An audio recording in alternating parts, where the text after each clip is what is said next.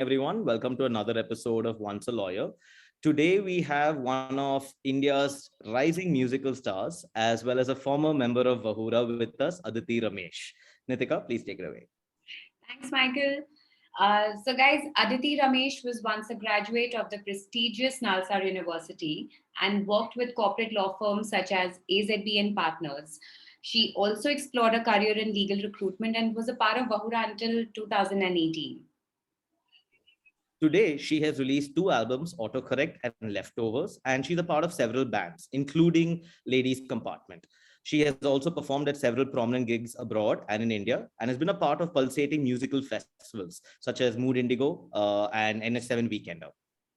After releasing her brilliant singer Sambar Soul, Mumbai-based singer Aditi spent time working on an original soundtrack for an animated short film, while also teaching music, playing virtual gigs, as well as releasing her first music video, Shakti. Honestly, Aditi, we are quite thrilled to be in the presence of a bona fide star. Thank you guys for having me. Yeah. Let's get to know you a little more. So, Aditi, from studying in one of the best colleges to becoming a law firm professional to a recruiter to now being a singer-songwriter, take us through the thought process that accompanied these changes. Okay, so I think my journey has been kind of different from a lot of other musicians who I know, because I never went at it like expecting something. I didn't know anything about the industry at all when I started. So I was at AZB from 2014 till 2016, about 2.5 years. And towards the end, I would say that I just wasn't happy there. This wasn't what I wanted to be doing, and I definitely wasn't working at my full potential, because my heart really wasn't in it after a point. And that was when I spoke to Manognya, who's my senior from college, and she also was with Vahura, and she called me about this opportunity.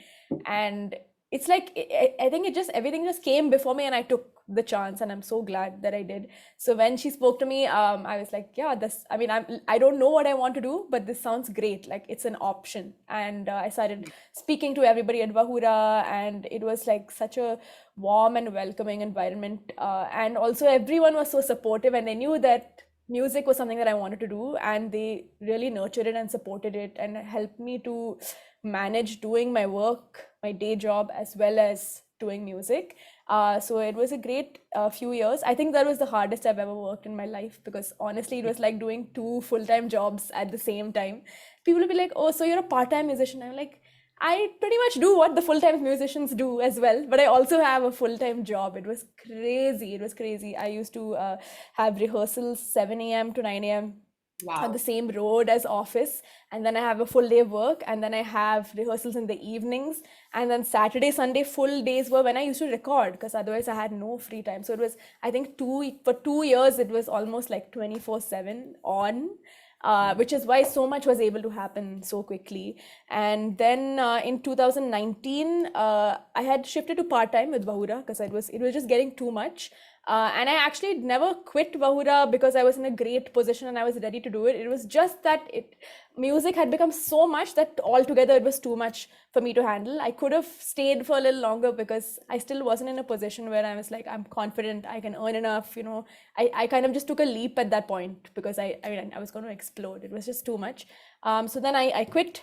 And the first thing I did was I toured in Sri Lanka, like about 3 days after I left Vahura, and was like, I'm finally a full-time musician. I'm playing outside India also. It was very, very exciting, the whole thing. And then ever since then, it's been full-time. And I think the nature of the job is that, like, with passage of time, there are so many different things you can do with music. It's not just about performing. So I think it'll come to that in one of your later questions. But I think that I'm still exploring and expanding the types of things that I can do, which is really exciting. All right. So the next question is going to be a little difficult. All right. The music industry, and along with other industries such as sports, acting, modeling, and so forth, they're all industries where the dreams are always really high, but the chances of success are like startlingly low, right? How do you mentally combat that? Like, you're in an industry where becoming successful is really just act against you. So mentally, how do you deal with that? I think that I only probably feel that now, in the beginning, I had no expectations. I didn't know. First of all, I didn't know about the industry, and I didn't have these goals that, I need to make it big. I need to do X, Y, and Z things. I didn't have that. I just wanted to make music, and it was frustrating me that I couldn't do it because I used to do it as a kid. And then law school happened, law firm happened, and it was just pissing me off that I want to be doing, I'm hungry to be doing this. Why am I not doing it? And the whole thing was just to get back to it and practice again and see what I can do with it. So I think that was a great place to come from, a great mindset to come from, because these thoughts never crossed my mind for the first 2 years, which is generally when it's everybody's struggle period, the first 2 or 3 years, when no one knows who you are yet. You have to prove yourself. And luckily, I just went at it, like, on in the present moment, like next, don't have time to think about these things. And I found that really helpful. So, but I think now that I've come to this point where my name is out there, it can be daunting because you're like, okay, I've done this much now. Where do I go from here? I have to keep moving forward. Otherwise, I'm going to get stuck in this space. But I think that the focus should be on the work and enjoying it. Like, know why you chose to do this thing. And if you concentrate on the competitive aspect, you lose that feeling and that joy of doing the thing. So that's probably how I deal with it. So Aditi, okay, I'm sure the audience will be interested to know about this. Who's a contemporary artist that you would identify with, either from a stylistic perspective or as an individual? This is a tough question because I am influenced by a lot of different people, which makes my own persona, I think, and music not fit into any one thing. People have a difficulty with where do I fit in? What kind of music is this? But I would say from the West, definitely Esperanza Spalding and Hiatus Coyote, Naipam. I think these are people who are like strong female musicians who command the stage and also are very experimental in their music and pretty out there with their fashion and the style as well. And I think in India, probably Sid Sriram is someone who uses his skill in so many different ways. He has his playback music, he has his experimental indie music, he has his pure classical music, and can easily seamlessly shift from these different versions of himself. And that's something that I like to do as well. So I would say these guys. Nice. So, what would you, following up from that answer, so what would you categorize your genre of music as, or the genres, since you said you like go into multiple, right? So the thing is, like I said, it keeps evolving. So even like what I'm doing now is maybe not the same as what I did 3 years ago. I mean, I am largely influenced by soul, jazz, R&B, Carnatic, pop, I would say, all of these together. But then if you look at like my latest, like Shakti, and also some of the new stuff I'm working on, like they're very hip hop, which is not something I've done before. I don't know, it just like, I think I felt that as the beat, but then you will hear Carnatic elements, you will hear jazz and soul elements mixed in with that. So I would say soul is a good like overarching term, and Sambar Soul like is supposed to be my genre because it's like soul with a little bit of South Indian roots. Indian music. So I think I've made my own genre that as Sambar Soul. Okay, so Aditi, this is going to be an interesting one. Now, what do you think of your working experiences as a lawyer and a legal recruiter? So we're taking you back in your journey, but were there any special memories you recall or traits you picked up from the period? I mean, do you see yourself using those skills in today's time? I definitely think that having worked in both of these two industries have helped me a lot, because I feel like people in the arts get taken advantage of. They don't know how to speak for themselves. They don't know what their rights are. They don't read contracts that they sign. We have to sign contracts all the time. And I negotiate them because I'm like, I'm not going to just sign it without reading it. Everyone's like, I don't want to read this anymore. Just take it away. I've signed it. So I think that attention to detail and ability to speak well, ability to communicate and get the terms that I want when I'm negotiating a project or a deal. I mean, these are things that I used both in the law firm and in Vahura. Maybe even more in Vahura, because in Vahura, it was like a job where I interacted with different people and actually spoke to them all day, every day.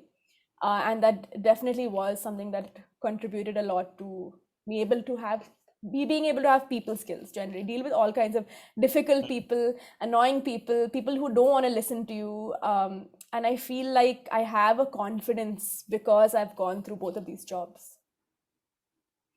Got it. I mean, Yeah. you're prepared to handle the difficult clients and difficult people as well, thanks to Yeah, AZB and Bahura. yeah.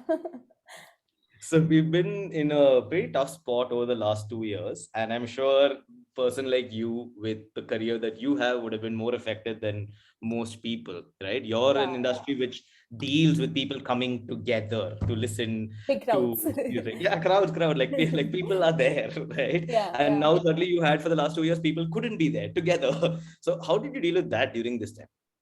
I think it was a very interesting period of a lot of growth. At first, it was a shock. It was very upsetting. I was Mm-hmm. supposed to tour in the UK and Turkey in 2020, and I was like, "This is my year. I'm going to start playing internationally all the time now." And suddenly, I didn't have like money for rent because there's no gigs, and like I've never had to diversify till this point because I'm making decent money always on gigs. They always are there, unfailingly there. So first of all, I moved out of Bombay, which was a great thing that I did because I was able to have more space now that I'm in Bangalore and not be in that race. Oh my God, what's next? I need to earn. I was able to just chill out, relax, calm down, and reassess and diversify. So I think through these 2 years, like the kind of things that I've done have expanded a lot because of obviously the necessity to keep doing things and keep earning. So I've started doing like scoring for short films and ad projects and composition work basically, which I do from here. Now I have a nice home studio space, so I can do it. No, doesn't matter which seventh wave of COVID, whatever lockdown, I can do that work from here. I have like invested in gear and everything that I need is right here.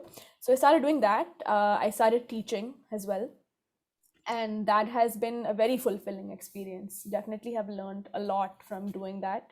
And I also then there were a lot of these virtual corporate gigs which came I was up. just going to come to So that. Yeah, yeah. yeah, so those are actually pretty fun because it's like a very highly paid jam session. Like your bandmates come here, it's like a practice. Music Practice, comes yeah. out really well because you're very comfortable. We're at home, like we do it from Right. this room, and we get like a videographer, and it's very well packaged. It looks professional, but those are pretty fun as well. So some of those happened, but I would say teaching and composition work was probably what like became the main thing. And now we're slowly shifting to, now that gigs are coming back, like it's a bit tough. I'm managing that along with my composition deadlines. Composition work, it's like any corporate work, any Vahura work. You have a client, you have deadlines, they'll make you Right. revise it 6 times, they'll not know what they want, they'll not communicate it clearly, they won't So, understand music, make like this clients happier, make this universally, basically. sadder.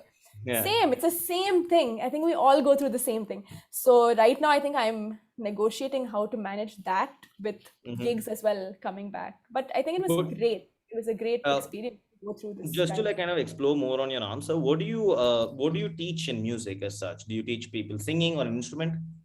So I teach vocals, and I also teach music theory and composition. Mm-hmm. So like how you can use your voice beyond, like use it as an instrument, really understand the technicalities, work with a band, communicate Mm-hmm. to them, even if you don't play an instrument. Knowing what's going on, you're singing something, but most people, even people who sing well, they just sing. And I ask them, what notes did you just sing, what key are you in, what's going on, they don't know. So I have a lot of people who actually sing well to begin with, and it's kind of giving them this background understanding of what's Right. going on, the theoretical like The background, context. the context.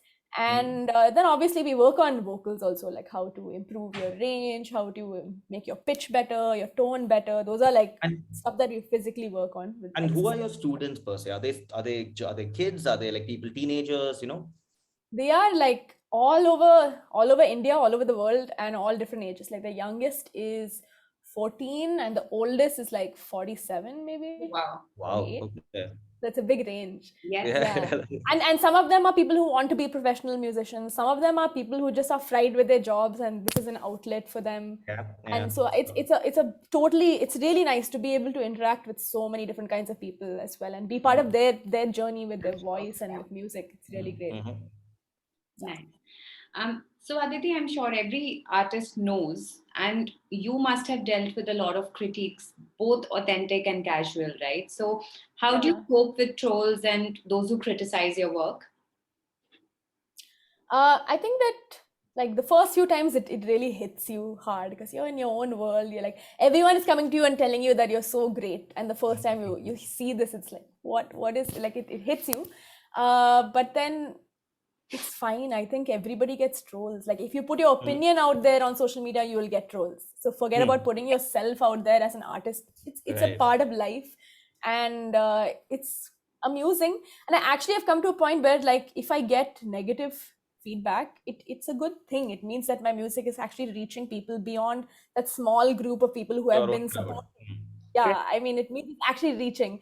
So I Hmm. I try to take it like that actually as a good thing. It's fine. Did you have anyone in your family sort of support you through this, like despite the common objections that you must have heard at that point of time? Yeah, not no, I didn't. It was a difficult period. Like they're supportive now, but they didn't Mm-hmm. understand it before that. Mm-hmm. Mm-hmm. It was not a nice period. Actually, like probably like everybody in the Bahura office knew about this. Like they Right. were more of my support than my family. Like I've like cried to them and stuff. Like Mm-hmm. it was not easy. Like I think we all put this very glamorous picture of our life. Like I'm killing Right. it. I'm a great musician, but it was very difficult in the first few years. It's not a Yeah. joke. Yeah, yeah, Mm. yeah. Your parents have seen your gigs as well, like they've seen you Yeah, like performing now they're supportive. Like it's come a long way. My right. mom has come for one gig. I still Mm. don't.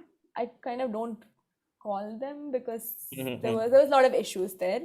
Okay. But then my mom like she saves all the newspaper whenever I'm come Oh, in the that's very newspaper. big. Like Mm-hmm. they are actually supportive now after like it's been like 4 years.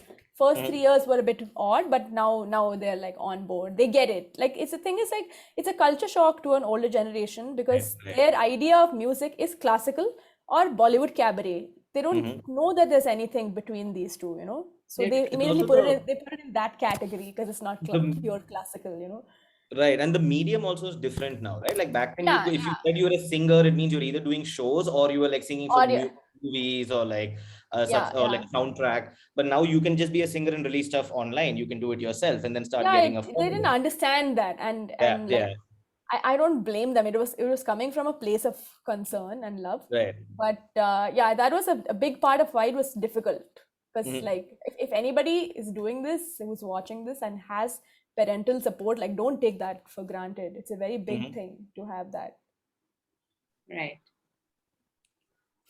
Do you think this actually ties in with your previous your answer also actually? But do you think there are some misconceptions that people have against the music industry and female artists in particular? Yeah, I mean, if you will take from my previous answer, there is a misconception maybe amongst the older generation or more conservative people that female artists are like bearing their skin and singing Mm. in pubs for drunk men, and it is like Mm. cabaret, like item Mm. songs from 70s Mm. Bollywood movies. That's an idea that people have, and it's because they haven't been exposed. Like they don't Mm. know anything other than this fiction that they've seen on On TV and TV. movies and Yeah, stuff, yeah. you know. So that's definitely one of them. I think another big one for all musicians, all anybody in the public sphere actually, is that their lives are perfect and that everything they do is perfect. They always Right, look right. perfect.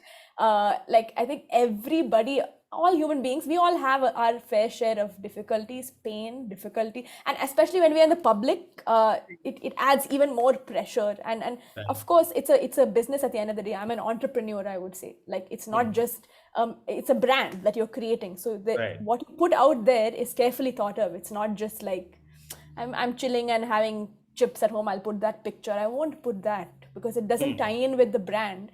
Right. So I think that a lot of people who have met my old like college friends and all that, oh, you're killing it. You have a great life. I'm like, oh, you see In what your I curate, what I put out there, right, but it's right, there's a right. lot that goes on behind that. So that is probably another misconception as Yeah, well. plus entertainment generally has that glamour attached to it, right? You're flying to different Yeah, places, you're playing and in it bands, has to be because the thing audiences. is when I put something out like that, it Mhm. attracts the work at that level which I want, because I'm putting it out there that like success brings more success, you know. Right. So Completely agree. you'll pick the right things to put out there, present this Right. picture, and it just brings a lot back. But Right. that doesn't mean like in my regular life I'm a very ordinary like t-shirt and track pants kind of person, but I'm not going to put that out there, you know. So yeah, it's interesting. So Aditi, I think a very interesting question for people who will be listening to you, because you've sort of been through that sort of that journey as well, right? And you've Yeah. been a good balance. And my question here is that, what would be your suggestions to those who are conflicted between their passion, like music, art, painting, and the need to be practical? And that's what I meant, because you've been through these phases, and then you went ahead with what you really feel. So what do you suggest? So I always tell, a lot of people ask me like, should I move to Bombay to be an artist? Should I go full time into it? And I always say no, because it really doesn't hurt to be a little practical about it, especially in the beginning, because when you're a new artist, fortunately or unfortunately, as with everything in life, the name and people who are already known, like that's what sells. And if you're completely new, you like, the odds are against you, because there are so many other people like you who are new and trying to, I don't know, achieve something, get into the spotlight or be successful. And so you don't, like, it's literally what, like, your earlier question was, like, the chance of success is I mean, you can't say that it's like slim, but it's not easy.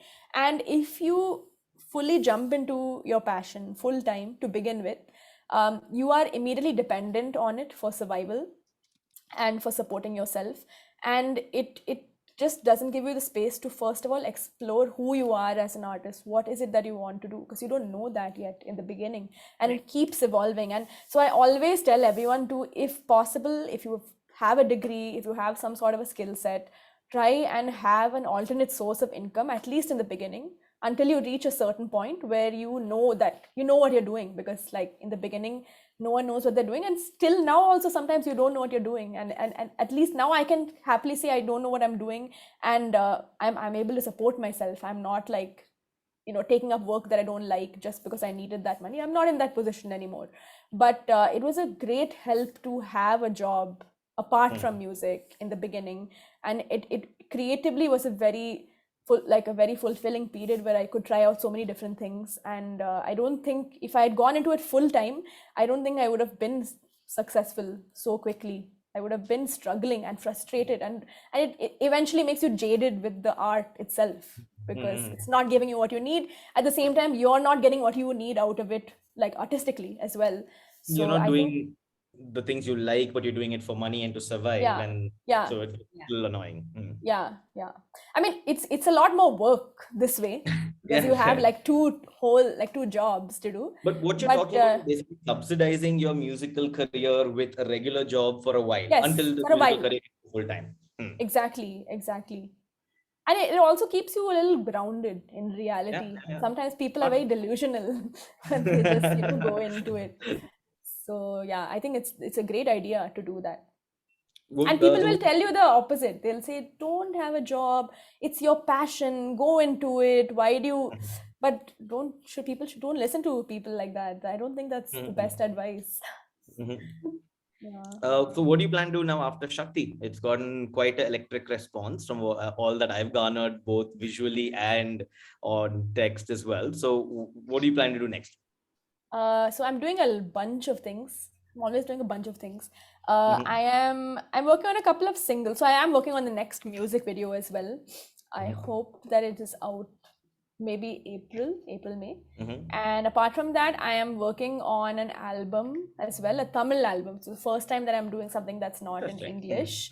And the sound is very different. It's very cinematic, like 1950s kind of cinema music. But then some of the songs also have electronic elements like blending with that. So contemporary and old. So cool. And yeah, I'm really excited for it. Like, and I will definitely do a big launch for this in Bangalore. So yeah, I'll let you guys know when that is.